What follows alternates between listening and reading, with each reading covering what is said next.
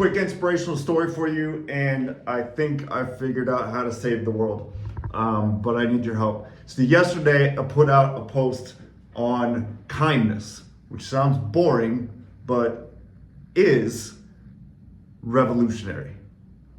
Ever since my transformation to the kind life, to a kind man, ever since this happened yesterday, I've been getting presented opportunities to be kind, to go against pretty much all the grains that I have and be kind.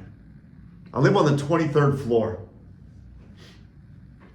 of a condo building, and the elevator goes slow enough to where it's painful, even if I'm alone in it, right? I'm an introvert, and I like to keep it that way by nature. But now that I'm like the king of kindness right now. I'm on a strong roll, and I'm begging God to keep me this way, because I'll tell you what, the day you start being kind to literally every person you come across, I mean, it's like a whole different dimension.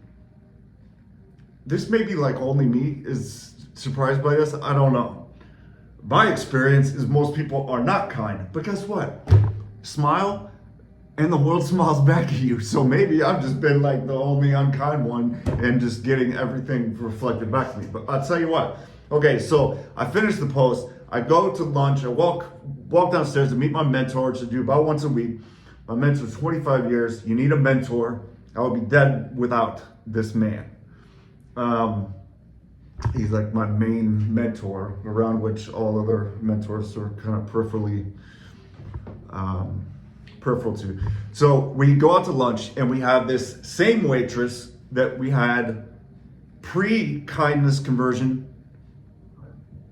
that I had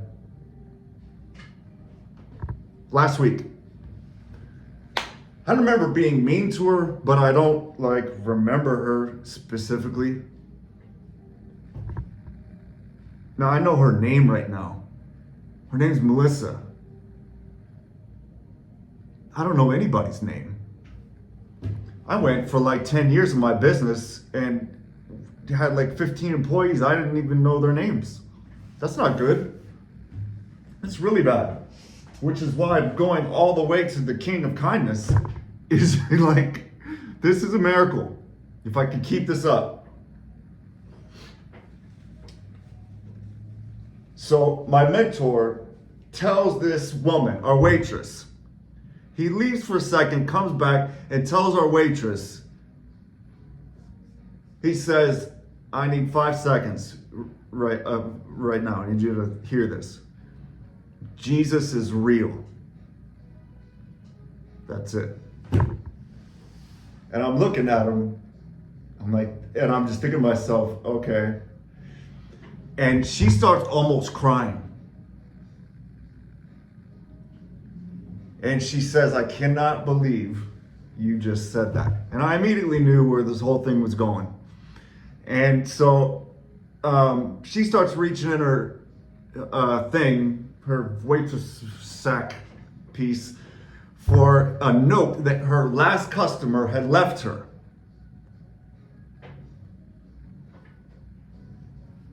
As I'm telling her that, listen, I've known this guy for 25 years. If he said that, those words he just said, the only reason he said that was because God told him to. That's it. He doesn't even know what he's talking about right now. For the purpose of it anyways. But then we found out the purpose. And the purpose was, she didn't know what to think about this note she had got telling her that Jesus loved her and was real and something. I should have taken a picture of it. And then they gave her a $50 tip, which, come on, church. That should be normal for us.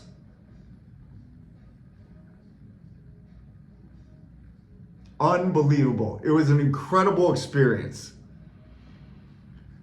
And so then we proceeded. Now, but this is after a full hour-long back and forth banter of me being kind and conversive, engaging, asking her where she's from, and just stuff I would never normally do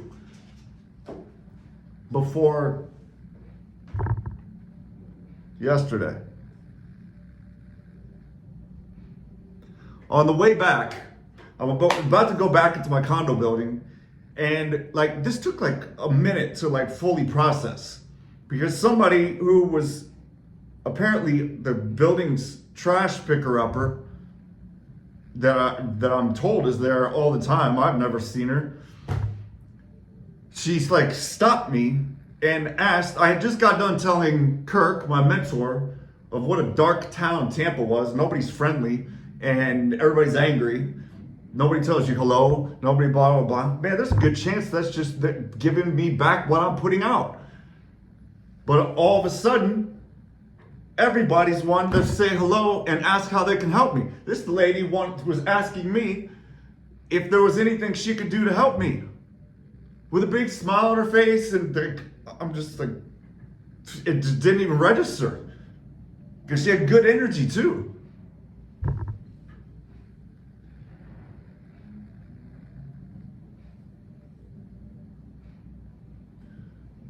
A couple hours ago, I got on the elevator. How did I lose track of that? How did I get off the elevator story?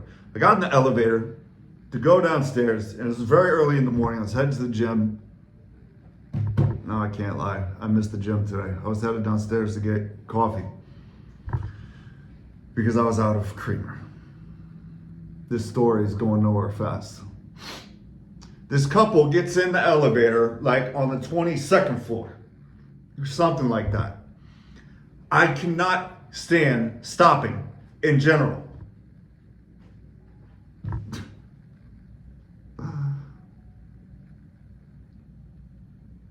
So they get in the elevator. Immediately, my grains, they're going against my grains. This elevator, it has mirrors when the doors close. Why would anyone do that? So on this whole trip down the elevator, everybody stands there. Nobody ever talks because I don't talk. And for some reason, I'm like the guiding, like dictator of energy. Wherever my energy is, that's how the whole room's gonna be. That's been my experience. And I know that's not everybody's experience. It's a heavy weight to bear. Like if you vibrate at a high frequency, do I even believe in frequencies? I don't even know if that's real.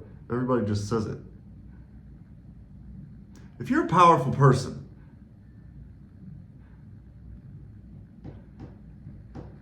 and you've just got a higher level energy than most everybody.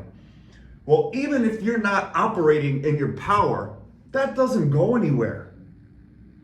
Even if you're like down or freaking scattered or like in alignment, out of alignment, in a bad mood, it doesn't matter. Your power is going to pervade your environment.